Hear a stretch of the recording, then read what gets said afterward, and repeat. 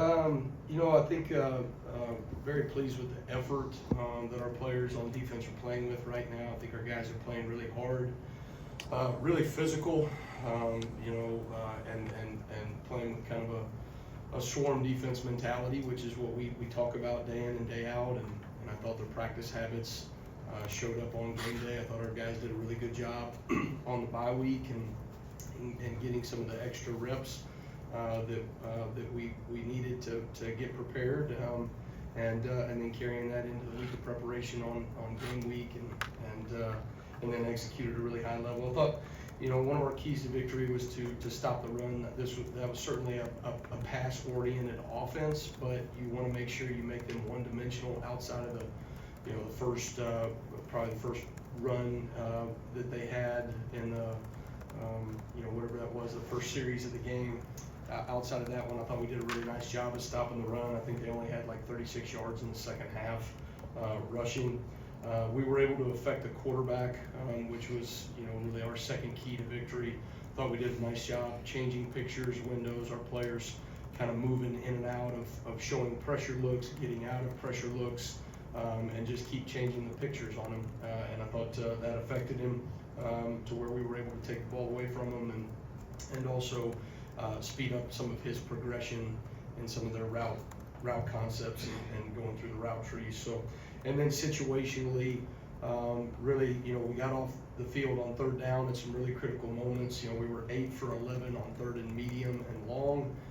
We were 0 for 3 on third and short. A couple of them, they got us in the sub personnel, and then got to like 4th and 1, and they were able to convert a couple of those.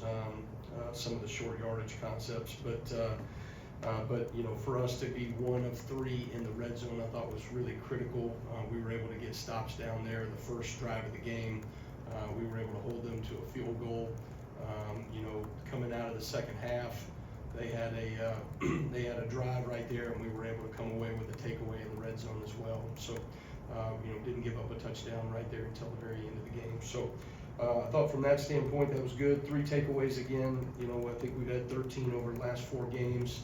Our guys are doing a really nice job of taking the ball away, and then we were able to get some pressure on the quarterback. We had 2 sacks. They've only given up 4 all season long. So moving in the right direction with a lot of things that we're doing fundamentally on defense, and then guys leaning into some of the things schematically as well. When you look at Mercer, really like what they do on offense. Impressed with a lot of the concepts that they run. They're very dynamic. They have a lot of volume.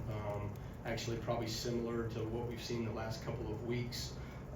But played 2 quarterbacks. Both of them can hurt you in the run game. They'll take off and they'll scramble. They've got a little bit of a 1+ style in some of the things that they're asking those guys to do.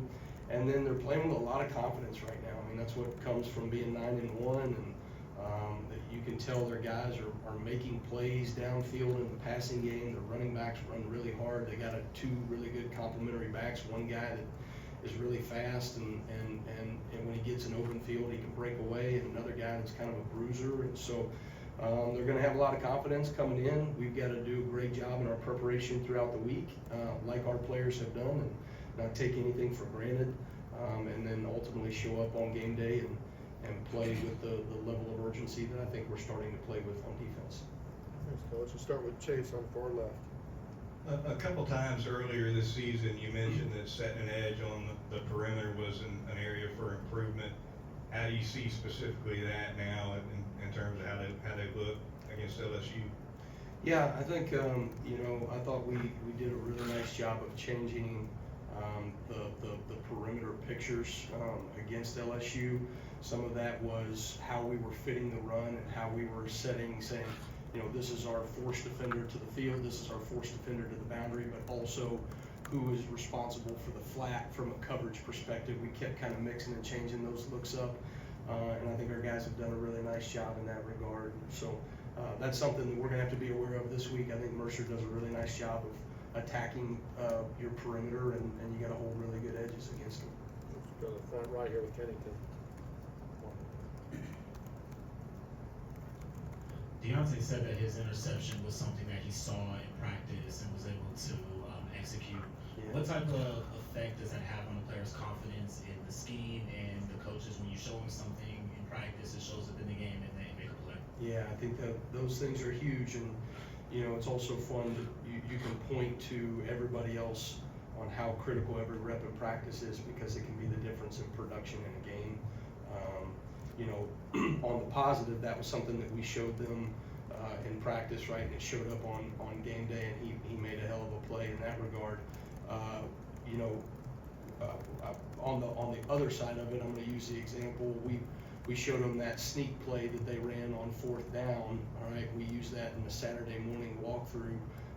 Got prepared for it, kind of talked about it, worked it, but we didn't execute it in the moment. And so every single rep matters, whether it's a walkthrough rep on a blacktop outside of a hotel on Saturday, or a Tuesday or Wednesday practice red zone rep that we end up getting a takeaway off of it. Every single rep matters, and it can be the difference in the game. And we saw that on Saturday. Staying on the right side, Nick. Yeah, you talked about situational success. What would you say went into those twice when they were within 5 yards of the goal line and you guys made stops? So what would you say was the key there? You know, we put in a little, we tweaked some things that we were doing down there from a scheme standpoint, but I think it was just the different variations of stuff that we have already been doing. Our guys are just getting better and more comfortable at things that we're defending down in the red zone. So, you know, red zone defense, it's not overly complicated in some of the things that we do from like what we're asking them to do scheme wise, but how you defend all the different variations of passing concepts that teams run down there, it takes a little while to kind of lean into that. And I think our guys are starting to do a nice job, and to, you know, to his point before, they're playing with anticipation. Let's go to Charlie. Yeah, hey coach, just with Q Robinson's injury, maybe what does that do to the Wolf linebacker depth, and who do you maybe look to step up in his absence? Yeah, you know, Q, unfortunately, you know, he's done a tremendous job this season, and unfortunately will not be with us for the rest of the year. You know, that's a hard thing to go through as a player. That's certainly hard on us as a team. You know, when you have a guy that's been so productive for us, he's a leader for us. I've been so impressed with Q. I've told you guys this before, just impressed with his level of urgency every single day, the leadership and demanding presence in terms of holding the standard that I think he really has brought to some of our younger players and some younger guys in that room. And so he'll still have to continue some of those roles, right, of being a great leader. He's just going to have to do that from an off the field role, and so we'll have to continue to step up and move on without him. I've got a lot of confidence in some of our younger players that I think have stepped up in that position already. Quay Rousseau and Yanze Pierre is doing a really good job, starting to get a little bit more out of him, and so you know, those guys are excited for the challenge, next man up mentality. And when you look in, you know, as the season goes on, these are the defining moments. Is do players step up in the moment when they're needed, and ultimately that will, you know, determine our success here on the back end of the season. Let's go to Tony on the left side. Kind of two quick follow-ups on that. We didn't see Keon Akut at the LSU game, and then is there an update on him? And then also, how much progress have you seen from Keeley and just kind of his move to that position? Okay, well, Keon Keeley. For the bandit position, sorry. Yeah, so Keon's playing the bandit Yeah. position. Actually, got in the game at the end there, is doing some really nice things. You know, I think learning the position, you know, he's always been a stand-up guy, right? So that's a totally different world when you're putting your hand in the dirt and you're playing all those things. But I think, you know, there's some optimism about what he can do for us. He's just learning the position. But from a physical standpoint, from an effort standpoint, I think he's really taking steps in the right direction there. So Keanu Coate won't be with us this week. I'll let Kalen kind of address those things, but certainly the other guys in the room are ready to step up and fill the role that will, you know, without Q-Rob being there. Let's go to Mike in the middle here. What does Jihad bring to when he's on the edge, and without Q, is that something maybe you can explore a little bit more? Yeah, we you know, we're doing those things with Jihad already, you know, as a pass rusher and some sub-package things, you know, and I think he's really, he's such a difference maker wherever you put him on the field, and so you want to find creative ways to get him in one-on-one matchups from a pass rush standpoint. There's things that we can do from a standpoint of if we show, you know, him as a defensive end and then drop him out in coverage, right? There's different things that we can do scheme-wise from that perspective. But certainly in terms of giving us pass rush, I think that is a piece of his game, and that's what, to me, makes him such a well-rounded player. You can play him as an inside backer, you can play him as an outside backer, as a rush edge, you know, I mean, you know, that dude's playing 4 different positions for us right now and is able to hold a lot of volume in terms of what we ask him to do. And so Jihad's playing at a really high level. We're going to utilize him any way we can. So to Kirk, right next to Mike there. Pardon me, Coach. You intimated some of this, but I was curious as to the progress of the team going day one forward.